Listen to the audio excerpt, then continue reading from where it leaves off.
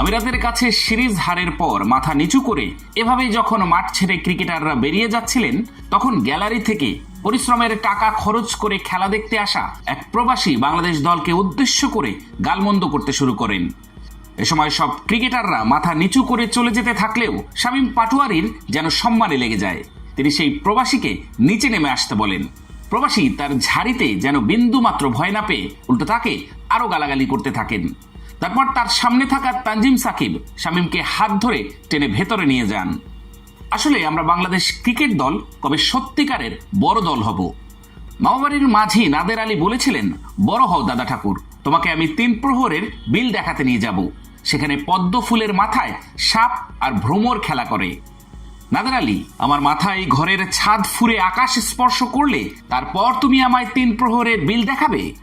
সুনীল গঙ্গোপাধ্যায় তার কেউ কথা রাখেনি কবিতায় এই উক্তিটির সাথে বাংলাদেশ ক্রিকেট দলের কর্মকাণ্ড হুবহু মিলে যায়। একটা সময় বাংলাদেশ দলের ক্রিকেটাররা বলতো পর্যাপ্ত সুবিধা আর টাকার অভাবে তারা ভালো খেলতে পারছে না। তারপর যখন এ সবই পেল তারা, তারপর থেকে তাদের কণ্ঠে একটাই সুর, আমরা শিখছি।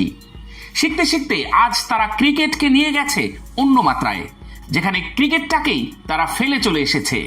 বড় দল হওয়া তো অনেক পরের কথা, নিজেদের অস্তিত্বই যেন বিলীন করে ফেলেছে বাংলাদেশ দল। ক্রিকেটের কলঙ্ক আমার দোন খেলছে আজকা। ক্রিকেটের কলঙ্ক, ক্রিকেটের কলঙ্ক। ওই শালা, এখানে আমার কথা নাই, আমার কথা বলাই। আমার খেলা ভুয়া, ভুয়া, মাদারি ভুয়া।